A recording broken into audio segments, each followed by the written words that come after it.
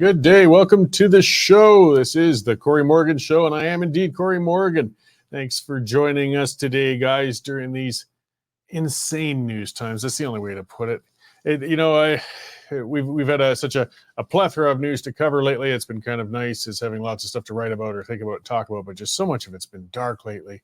It gets tiresome, but we still have to keep covering it. We have to keep talking about it. We have to keep thinking about it because we'll never find solutions if we're afraid to take on the problems head on. And that's part of what we try to do here. Get on, talk about these things straight out. We don't sugarcoat things. We get right to the point, or at least I do. So hang in there, guys. We got a lot to cover today. I got Michelle Stirling of Friends of Science on. It's been a while since Michelle's been on. She's been a regular on my show. Always great when she gets on. And of course, the latest COP plans. So we're talking, UN climate type organizations, plans to phase out our fossil fuels. They won't give up. It doesn't matter how illogical their policies are or how badly it will hurt people. They are fanatical and they'll carry on with it. As well, of course, we'll have lots of news and things to talk about. And unfortunately, we'll talk about some of the fanatical here right away. Good to see you there, John Winslow, joining in the comment scroll. And yeah, I like to remind people, use that comment scroll, send questions my way, talk to each other, do things like that. I see them all. I won't necessarily read them all out because we do have a busy, packed show, but I appreciate seeing the activity there and just try to stay civil with each other. Okay, so I'm going to start with what's got me going today. So, I was always on. I'm on X, I'm on Twitter, and I'm watching. I see the news stories as they come up. And here it comes, a headline about a Canadian-born peace activist, Vivian Silver. And she disappeared from an Israeli kibbutz near Gaza during the Hamas terrorist attacks of October 7th.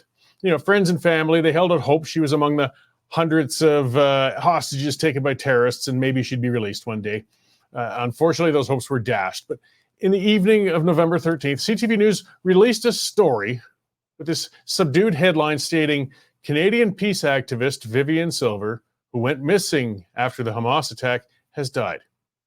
That's it. That is what the headline said. The purposeful understatement of the significance and circumstances of Silver's death enraged me and many Canadians, and the CTV has been getting roasted, as they should, ever since.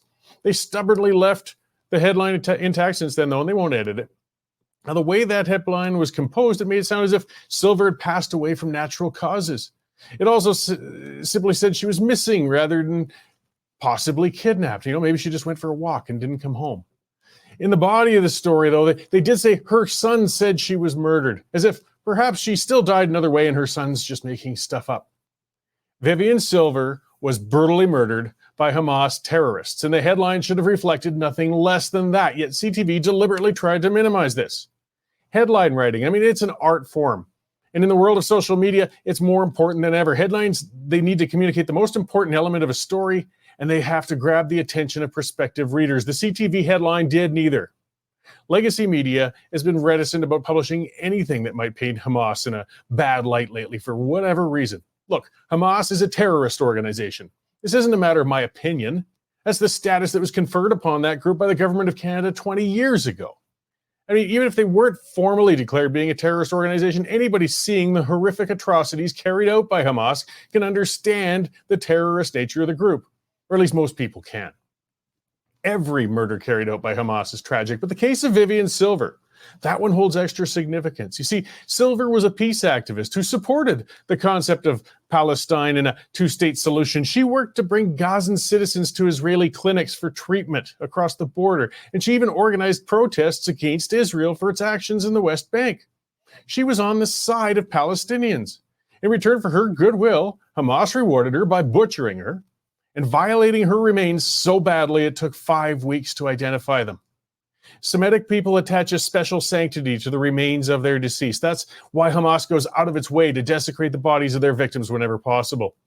So why did Hamas murder one of its allies? Well, the answer is pretty simple. They killed her because she was Jewish. It's as simple as that. She was not human in their eyes. Their mandate is to kill every Jew in Israel, and they make no exceptions. And again, this isn't opinion. It's right in the bloody Hamas mandate. It's online. You can read it for yourself. She was a kafir who must be slaughtered along with every other Jew, from babies to senior citizens. The murder of Silver shines a light, though, on just how extreme Hamas is. It shows just how insulting it was when Canada's Foreign Affairs Minister, GI Melanie Joly, vacuously said Hamas should be at the table and negotiated with. You can't negotiate with a group that fanatical and that violent. What common ground could possibly be reached? You'll only kill half the Jews? Come on, Joly. Any competent Minister of Foreign Affairs would realize this. Silver's vicious murder drove home how idiotic Joly's utterances were, and Canada's subsidized legacy media never wants to rattle the tree of the government that pays its bills. Little wonder some hoped the killing of Silver just wouldn't be noted and would soon be forgotten. Well, we're not going to let that happen. Legacy media has been indulging domestic fanatics when it refuses to call out Canadian peace marches, when the organizers of the marches can't chant the genocidal phrase from the river to the sea. And it's a statement to call for the extermination of the Jews of Israel, folks. Legacy media denied and questioned the claims that my teleprompter froze. I got a lot. Either way, let's get down to where it is in my raw stuff. Legacy media, there we go. It's let's see. Even now, media is reporting on the alleged civilian casualty numbers coming from Gaza and sourcing the Gazan Health Authority for them. The Gazan Health Authority is run by Hamas, you guys. Do you think an organization willing to behead and burn babies might be willing to lie on their press releases? Legacy media still takes them at their word. Israel's gone to great lengths to offer a reality check to media outlets in denial of the Hamas atrocities. They've presented screenings to journalists and politicians around the world depicting Hamas terrorists gleefully slaughtering Jewish families while bragging about their conquests. This isn't Israeli-created footage. This is the footage that Hamas themselves took while they rampaged. They're proud of it. And even with this evidence, many within the legacy media are reticent about condemning Hamas. The CBC has banned the use of the word terrorist. Yes, they banned the use of the word terrorist in their reporting. Again, despite Hamas actually being a terrorist group, as clear a terrorist group as you will ever find. Why would any organization try to sugarcoat that fact? The manipulation of information by legacy media to understate the actions of Hamas and lend credibility to the terrorists is unforgivable. And I'm not rooting for the deaths or ends of Palestinians or Israelis. I don't harbor that kind of hatred. I am counting the days, though, to when legacy media dies the death it deserves. No, not a literal death of reporters or people. It's just an obsolete institution beholden to a government with its own agenda that it's time that it went away. And when you see crap like this that came out of CTV and we see the crap that comes out of CBC, it's time for these organizations to go. So yes, rest, Ms. Silver, your memory be a blessing. And I'm sorry that your passing had to be turned into a political football like that. But unfortunately, there's some people who'd rather we didn't even talk about it. All right, let's get on with other news and talk with our news editor, Dave Naylor. Hey, Dave, what's going on out there? Oh, hell of a lot, Corey. Don't you hate it when the teleprompter goes down, though? I do. Hey, it shows people that's how I can stare at it and read their end. Honest, guys, I write my own stuff. I really do. But when I want to get it out there concisely, it's better when I get that stream. But I appreciate you hanging in there with me to get my thoughts out. So you mean you didn't have the entire 7-minute rant memorized? No, I'm afraid not. The rest of my show, though, I promise it is impromptu. I just go with it. But that opening monologue, I kind of gotten dependent on that teleprompter. There you go. I'm not sure if I'm allowed to say it these days, Corey, but I'm sure enjoying the Indian summer out here, eh? I mean, it's mid-November, and we haven't gone below -8 or 9, and double-digit temperatures for next week. It's glorious. It is. Every day without snow now is just a gift. I mean, we're going to get it. We'll get it eventually. I'm not. But it's nice to think we've at least got through half of November unscathed. So, yeah, as you mentioned, Corey, insane news days. It's just seems to be going on around the clock. Right now, our website is leading off with our column from our opinion editor, Nigel Hannaford. An interesting headline: the unbearable leftist link between climate change and killing babies. And yes, it's about the crazy situation that's going on in the Middle East right now. Our Saskatchewan bureau chief, Christopher Oldcord's got a good story on the Saskatchewan government's putting up homeless peoples in hotels. And one of the hotels they're staying in, Corey, is owned by the Saskatchewan Party MLA. And apparently they are charging double to stay at the hotel for migrants. So somebody's making some money. The fearless leader is in Vancouver, was in Vancouver last night, where pro-Palestine supporters chased him out of not one, but two restaurants. In fact, Vancouver police had to send 100 officers down to Chinatown to protect him. I'm almost at the point of feeling sorry for him, Corey. Almost. You can't even go out for a meal anymore because of the passions out there. But he's currently in his brand new multi-billion-dollar plane heading to the APEC summit down in San Francisco. So let's hope he gets through the next 24 or 48 hours without embarrassing the country. Other good stuff we've got. Jen Hodgson's got a shocking story out of Las Vegas where 8 high schoolers have been charged with swarming and murdering a classmate that they were bullying. Former youth teacher at a Calgary church has been charged with historical sexual assaults against a 7-year-old.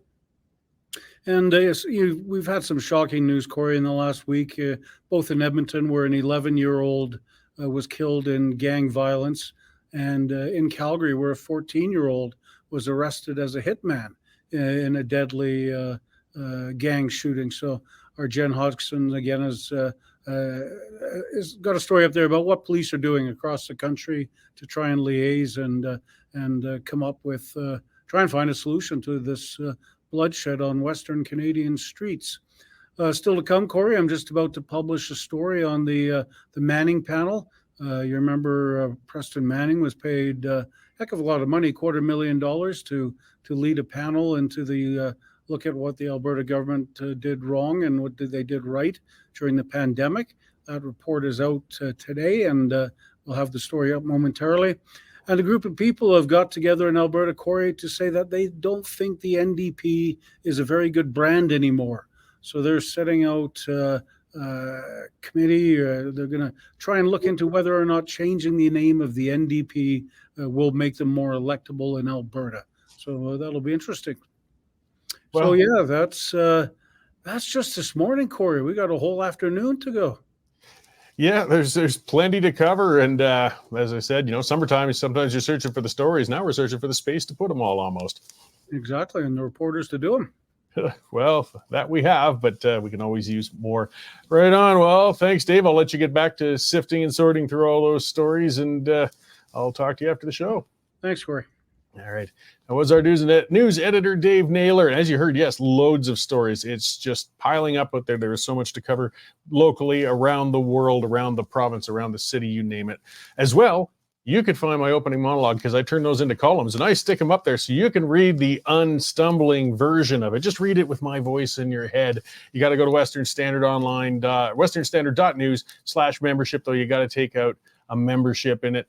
I know it's a paywall, $9.99 a month, $100 a year, guys. It's worth it. And that helps us have those reporters all across the country to cover those things. And we do try to maintain some balance. We try to hit on what's important.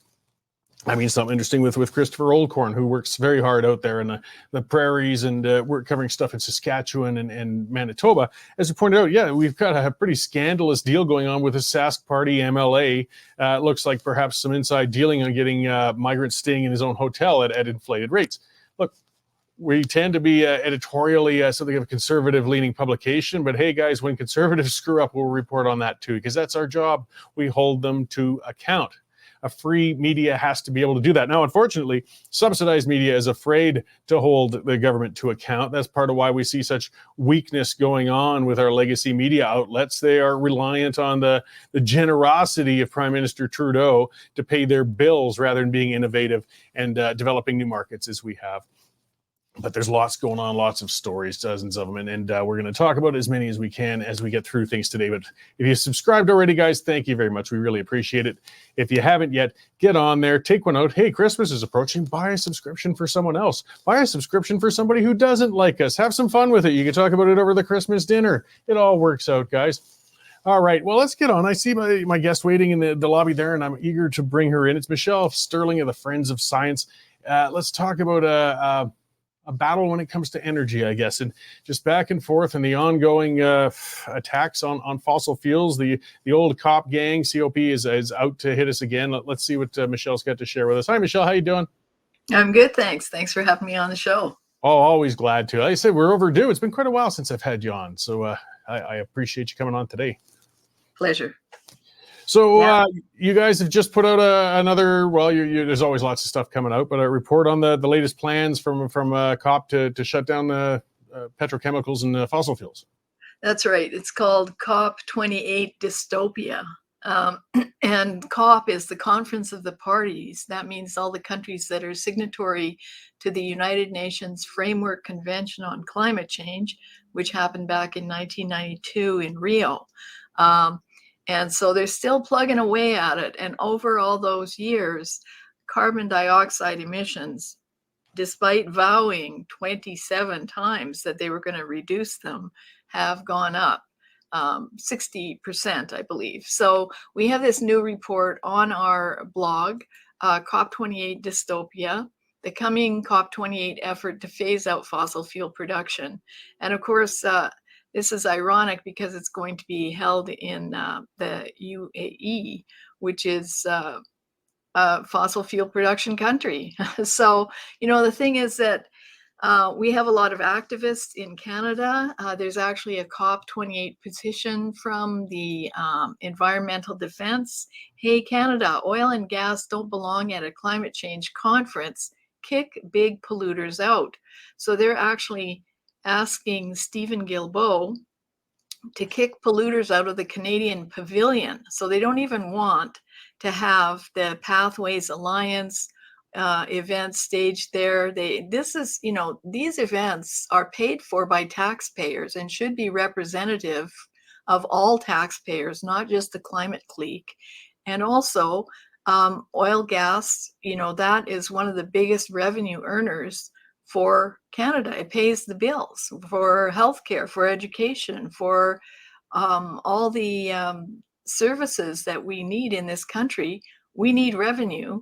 And yet these guys who actually just live at the public trough, most of them are heavily subsidized by governments with grants and consultation contracts, with tax subsidies, because a lot of them are charities. All these guys are trying to shut down the industry. And the same at COP28, they're trying to do the same thing. They're saying that, Robert's saying countries like China, India, the Russian Federation, Saudi Arabia, Iran, and Iraq all see fossil fuel production as central to their economic development and energy security. So, if you think about this in terms of geopolitics, us trying to go along with climate change targets that will cripple our country, it's really just giving the advantage to all these competitor nations and putting us completely at risk. Well, yeah, Canada's always the one who wants to play the Boy Scout. It seems we're the only ones ready to shut down our own resources and tighten our belts and starve a little more and subsidize battery plants while we pay lip service and indulge all of these nations that are expanding their production and feeding world demand. It's just absurd. But do you think there's any chance any of that's going to change under the current administration? You said people like Guilbeault or Trudeau, this is what they've wrapped themselves around. This is their prime mandate now. Well, we just had our 20th annual climate science event at the Red and White Club, and Robert Lyman spoke there on when will climate policy hit the wall. And you can see these events online. And he basically says he doesn't think that there will be a turnaround, but he does see that the public are feeling the costs and the burdens of these crazy climate policies. And lots of people are getting a lot more energy literate. And they're seeing that, it's ridiculous for Canada, which puts out perhaps 1.5% of the world's emissions, to try and meet these ridiculous targets when countries like China, China emits in 1 year, in 1 month, what Canada emits in a year, and I think the new calculation, a year and 8 months. So whatever we do is completely useless. So you can see Robert Lyman's presentation on our main website. Just go to past events and it'll be right at the top. And also we have a presentation by Dr. Ian Clark showing that carbon dioxide is not the driver of climate change. So all these measures are totally useless. They're not about pollution. They're not about reducing noxious pollutants in the air. We've been doing that since the 1970s very successfully. They're about crippling our economy. Well, and everybody wants to save the world till they have to pay the bill. And we are seeing a little bit of that in Canada, though. I mean, the Maritimes were happy to support Trudeau, happy to support the Liberals, happy to ignore Alberta in the West when we, raised concerns about the carbon tax until the time came for them to pay the carbon tax. And then all of a sudden, whoa, this is unfair. This is terribly wrong. And Justin Trudeau scrambled over and basically stepped in it by making an exception for them on the carbon tax, but still leaving those nasty Westerners paying that bill. Right. And, heat pumps, with the promised free heat pumps, that means free from the government means that we pay for it. We are the sole pool of money for the government, we taxpayers. But heat pumps just are not really suited to Canada at all. And some of our retired professional engineers like to do side research. And one of them called a shop in Red Deer. They said that they have not sold one heat pump in the Red Deer area, that if a customer was to request one, they would insist that it be part of a package with natural gas backup. And the top of the line unit was $22,000. The conventional heat pump, not cold climate unit, costs about $10,000. And a new high efficiency furnace costs about $6,500 installed. So one of their specialists in Calgary has a demo, and he found that it only works in the shoulder seasons when temperatures are -5 to +15 Celsius. So you have to have also a green energy audit of your house to get the subsidy. That costs about $800. And if you pass the audit, you would be eligible for maybe a grant of $5,000. But I understand you also have to upgrade your electrical panel, which is another few $1,000s. So, the problem is they're asking us to flip and convert all of this installed infrastructure that works very well, and I think the thing we have to think about is if it ain't broke, don't fix it. Well, that's it. And we're a nation. I mean, we have to have energy. It's a matter of survival up here. And this obsession with electrifying everything, I mean, it really puts, I think not enough Canadians understand, puts Western Canadians on the spot. We don't have a St. Lawrence River to generate energy with. We don't have nuclear facilities to generate electricity with. We need to have fossil fuels for this. And, as we shut out the fossil fuels without having the ability to transfer to another form of energy, we're going to, ironically, as one of the most energy-rich regions in the world, fall into energy poverty, which could be outright dangerous. Yeah, we're going to end up like Venezuela. No kidding, like Venezuela, because they first started tinkering with the electrical grid and everything went downhill from there. So we have an explainer online called Alberta's Electricity Challenge.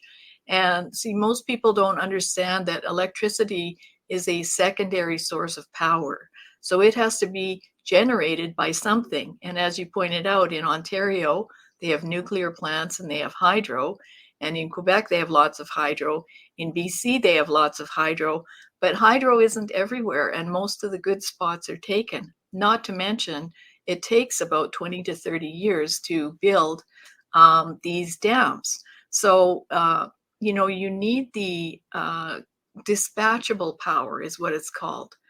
This is like coal or natural gas. And in Alberta's case, we've mostly switched over to natural gas, but it's almost like your gas stove. You can turn it up or down as you need, and it responds very rapidly. You need enough dispatchable power to back up all the renewables on the grid, because they have the unfortunate tendency, when the sun goes down, clunk, it's dark and the solar doesn't work. When the wind stops, clunk, the wind doesn't work anymore. So you need dispatchable power that you can rev up immediately to cover off that gap. Otherwise, you end up in blackouts like what happened in Texas a couple of years ago. And hundreds of people died because of that. Hundreds of people's houses were ruined because their pipes broke. People suffered tremendously. So, we cannot afford to be in that situation. If that happened in Texas, where they never get to -40, think what could happen on the prairies. Well, yeah, and then the costs. Let's say, for example, fine, you wanted to be a good little Boy Scout for Prime Minister Trudeau, and you went through the whole process, and you managed to get approved, and you put in and spent all the money on a heat pump. You still had to keep the natural gas because your insurance company will drop you if you don't. And everybody who looks at a natural gas bill, you look at it, okay, I've reduced my natural gas use by 80%. But that isn't 80% of your bill anyways. Most of your bill is all the riders and the other stuff within there. You're only saving a small fraction of the bill. The rest are fixed costs that you're going to be paying on top of the extra electricity to run your heat pump. Like, you're not winning on any level when you do that. Yeah, and that electricity issue is very important because a lot of people have said that once they installed the heat pump, yes, their natural gas bill dropped, but their electricity bill went up. And if we continue adding renewables, that's what will happen, because every place across Europe where they've added a lot of renewables, power prices have gone either 3 times to 9 times the cost of conventional power. Again, because I think it was in Alberta, one of our professional engineers told us that it cost $1 million a megawatt to integrate wind and solar to the grid. Now, that was a few years ago. Maybe it's a bit less now because there's more infrastructure built out.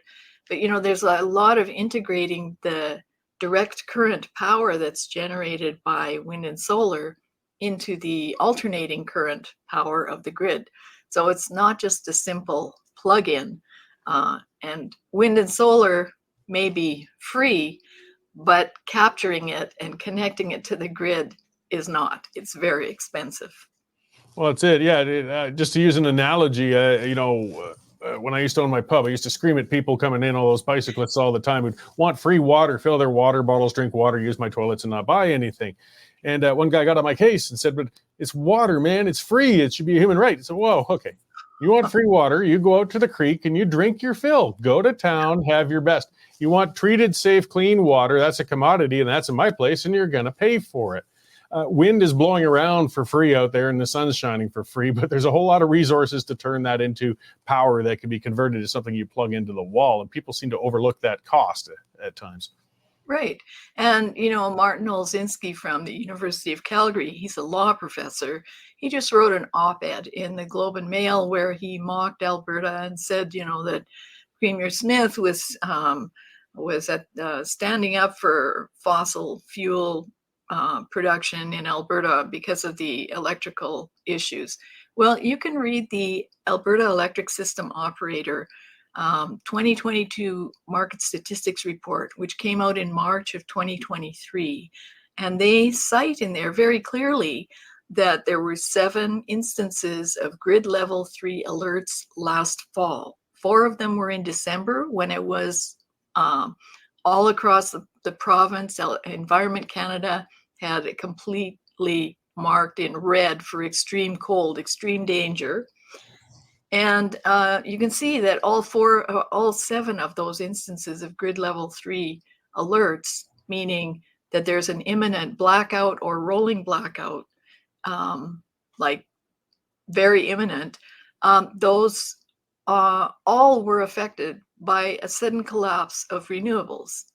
So, this is not something that Premier Smith or the government have made up. It's the real risk. And I think we still have 1,000 megawatts less dispatchable power today than we had in 2014, but we have about 5,000 megawatts more unreliable, unpredictable renewables on the grid. And that's why we're at this very crucial point.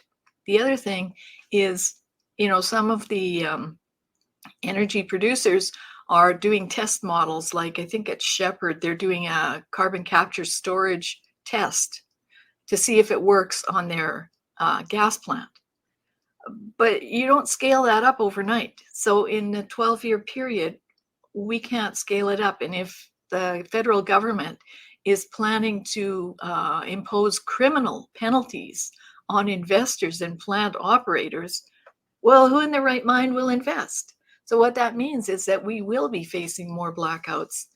And it's not propping up fossil fuel producers. It's keeping people alive and safe. Yeah, and they're chilling the entire investment climate. It's just another one of their strategies, essentially. And before I let you go, then, I mean, quickly, what strategies can we do, though? How can we stop this? I mean, this is the Titanic rolling towards us, or floating, but you can't stop it on a dime. I mean, aside from changing the government, what else can we do? Well, I think first of all, it's really important that people get involved and write to their political leaders or their representatives. This COP28 petition, for instance, it's written and signed by a whole bunch of these environmental groups. And what they do, they have thousands of followers and they do these point and click emails.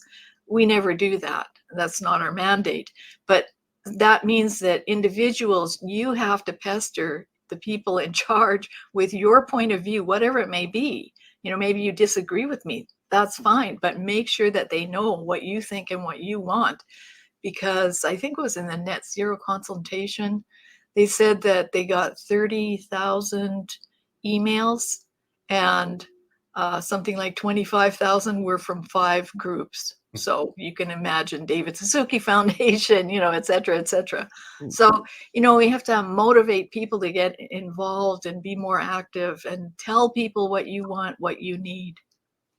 Right. Yeah, absolutely. There's never anything to be lost in becoming more politically engaged and reaching out to the folks in charge out there. So before I let you go, I mean, your website has got a pile of resources on there. It's loaded. You referenced a couple of them. Where can we direct people to find out more? To friendsofscience.org. And we're also on YouTube. We're on Facebook. We're on Twitter.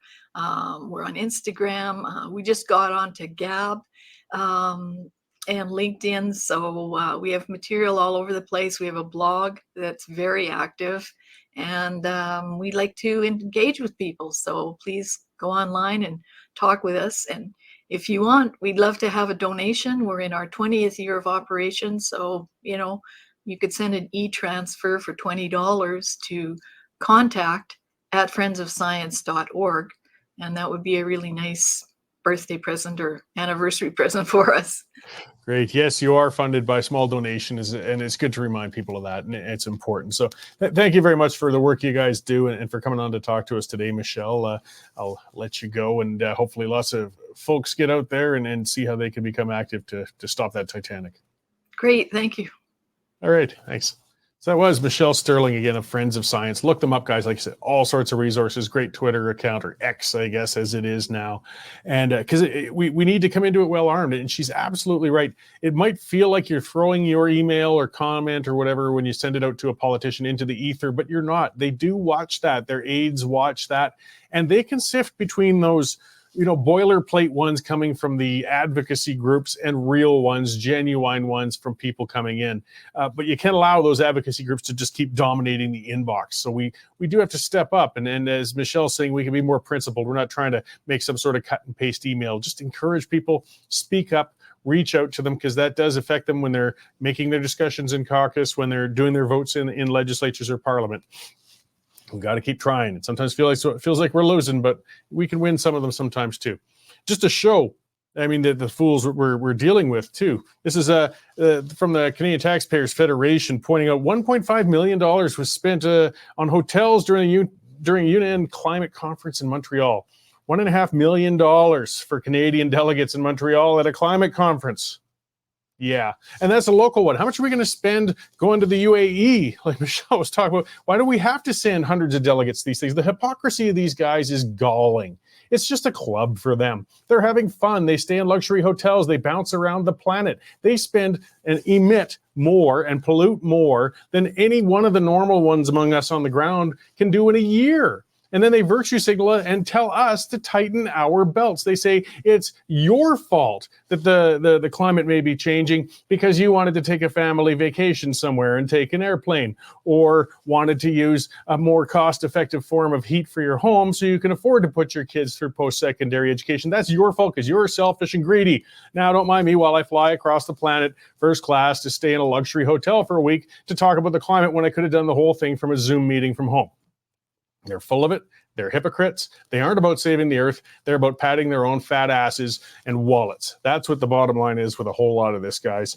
But we do have to speak up or they will win. And Let's see.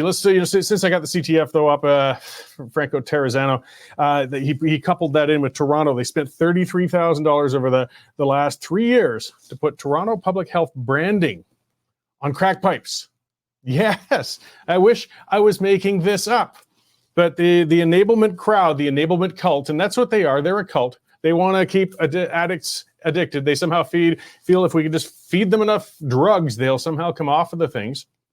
So they give them free crack pipes. And this is where it shows, again, the profound stupidity of this cult, when it shows the cultish nature of these enablement people. Why are you giving them crack pipes? What I can understand the rationale, especially when hepatitis was going around, HIV has been going around, sharing needles was a big area, spreading it from person to person and among addicts. But it wasn't spreading through crack pipes, guys. That wasn't a problem. That wasn't an issue. So why the hell are we giving them crack pipes? Why are you making it easier to smoke meth and crack and now fentanyl that they smoke in those pipes? Why? What are you saving them from? What are you making them safer from? Nothing. But they actually be so stupid too, but to actually spend $33,000 more tax dollars. How many treatment beds would that have facilitated for addicts so that you can put the brand Toronto Public Health on the crack pipe? Are you trying to make them collector's items? You know, are you going to put them in different colors? Maybe you can have your little wall of crack pipes in your cardboard box down on the alley behind you to show the ones you got, like McDonald's collectible cups. Is that what it's going to come to, you peckerheads? It's just ridiculous. It's absolutely ridiculous. And that's what these clowns are doing. That's where your money is going. These are the leaders telling you to tighten your belt, watch your wallet, so they can do stuff like this. So one of the things Dave mentioned too, let's get back to Prime Minister Pinhead, Justin Trudeau. And he got swarmed at trying to dine out in Vancouver. As Dave said, almost feeling sorry for him. And they had to bring out 100 Vancouver police officers to kind of get control. I guess he got kind of chased out of 2 different restaurants. Now, I know some of the commenters will disagree with me, but that's fine. I don't like that. I don't like it when political leaders, no matter who they are really chased around and intimidated. I do believe in open expression and protests and everything else, but when it starts turning into mobs, and that's what this is turning into, is mobs. That's out of control. It's dangerous. And we have better means to influence our political leaders than that, even if it's Trudeau. We need to work our butts off to get Trudeau out of the prime minister's chair. But running around screaming and painting windows and chasing him around restaurants isn't going to do it. But it also shows the fruits of Justin Trudeau's attempted appeasement. Because, of course, this whole thing has been over the Israel-Gaza issue going on. And Trudeau is making nobody happy because the nitwit won't take a solid stance. He's trying to kind of walk the line on both sides, and all he's doing is infuriating everybody on both sides. Show some principles, Justin. I know which side I'd rather you take. I certainly make that clear. But just show him, but he's incapable of leadership. He's gormless. He's a wimp. And I mean, so he goes out, and it was a statement the other day. And he brought the ire of Benjamin Netanyahu, the prime minister of Israel. And I tell you, Netanyahu's no sweetheart. He's a rough player, and he's been in there a long time, and there's some nasty politics going on. But he's got valid points, and he is standing up for the defense of his country, as he should. And when Justin comes up and gives this crap about, making sure that Israel doesn't, what does he say? The human tragedy is heart-wrenching in Gaza, especially the suffering they see around Al-Shifa Hospital. And then starts basically lecturing Israel, saying they have to restrain themselves and back off. Oh, Justin, it's kind of been shown enough times that Hamas, the terrorists, the ones who flew in, the ones who kidnapped hundreds of people, the ones who murdered thousands of people, the ones who cut the heads off babies, the ones who burned the corpses, have set up their base in these hospitals. Now, Israel could have turned those hospitals to dust with no risk to any of their soldiers. It would have been very easy. They have the means. They have the ability. They haven't done so. They are not using the maximum force available at them to do this. Because believe it or not, despite what some clowns say, Israel is not a genocidal state, and they don't want to slaughter civilians. The fact that they can't just walk into these hospitals and prove Hamas isn't there, why can't they do that? Why the soldiers are now there outside on the ground? Why can't they just walk in? Well, it's because the hospitals are returning fire. How many average hospitals have the capability to return fire? They're packed full of terrorists, you guys. Yes, there are innocent patients in there. There are innocent citizens in there. And there's a bunch of cowardly terrorists hiding behind them.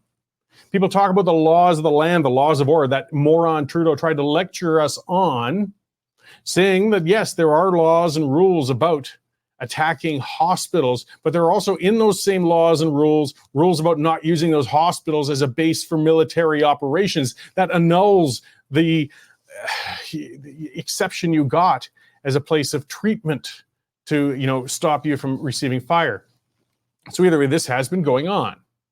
And Justin said, use maximum restraint. Well, Benjamin Netanyahu came out and just eviscerated Trudeau on X, of all things. It showed on a couple of levels of things.